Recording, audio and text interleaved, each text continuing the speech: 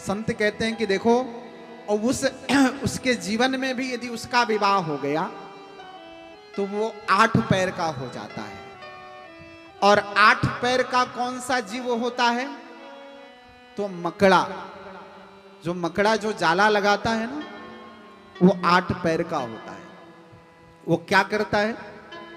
वो जाला लगाता है और अंत में उसी जाले में फंस करके वो मर जाता है। ये मकड़ा का स्वभाव है। संत कहते हैं कि देखो, संसार के मानवों का भी स्वभाव ऐसा ही है। संसार का मानव क्या करता है?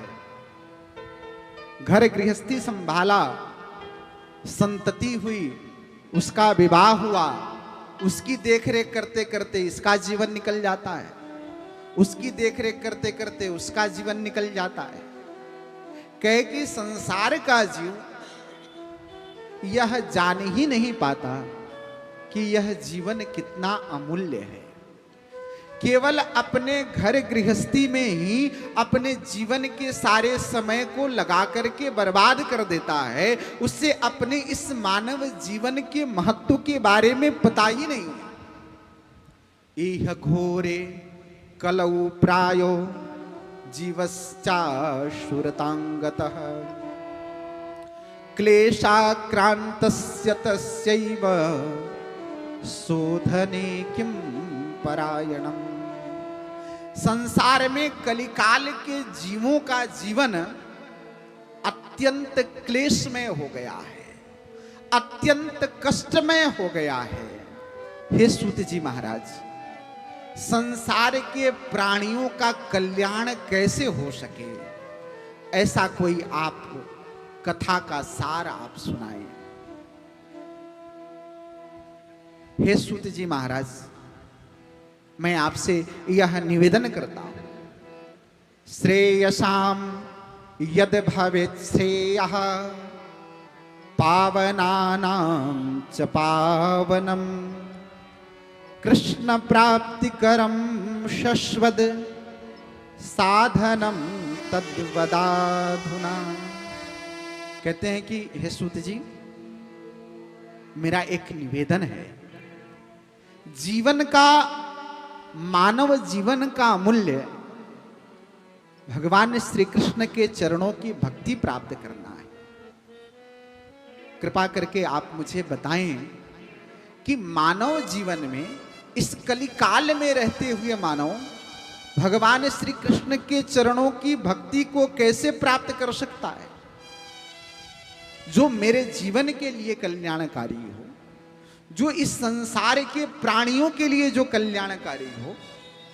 आप कृपा करके मुझे उस कथा को, उस सार को सुनाने की कृपा करें। सूत जी सिंहासन पर बैठे हैं। 88,000 शौनक आदि महात्माओं को नैमिषारण्यक की भूमि में संबोधित करते हुए कहते हैं, उनके प्रश्नों को सुनते हैं। चिंतामणिर्लोक सुखम सुरद्रुः स्वर्ग संपदम प्रयच्छति गुरुः प्रीतो वैकुंठम योगी दुर्लभम। योगी जन जन्म जन्मांतर तक बैठ करके तपस्या करते हैं तो उन्हें भगवान का दिव्य वैकुंठ मिलता है। लेकिन जो जीव भगवत चरणों का आश्रय ले ले, जिसके जीवन में गुरु की कृपा हो जाए,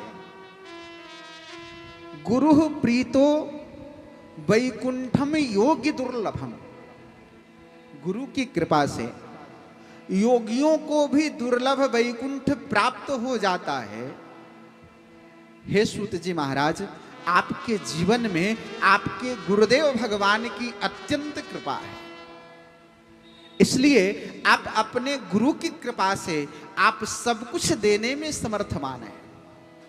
कृपा करके आप मुझे ऐसी मंगलमयी दिव्य कथा को सुनाइए।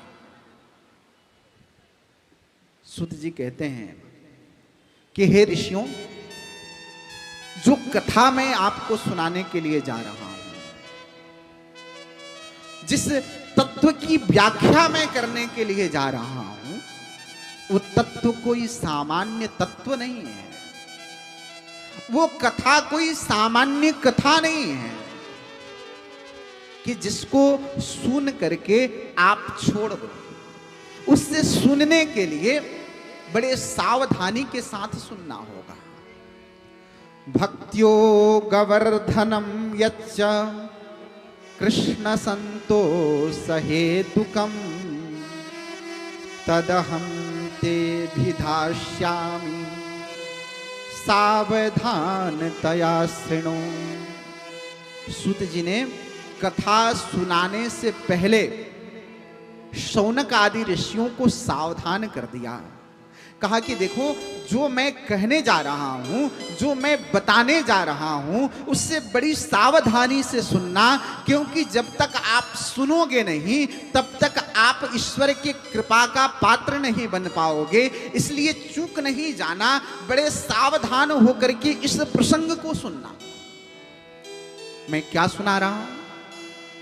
भक्त्यो गवर्धनम, करें कि जिसके सुनने से हृदय में भक्ति बढ़ जाती है, मैं वैसी तत्व सुनाऊंगा, मैं वैसी कथा सुनाऊंगा।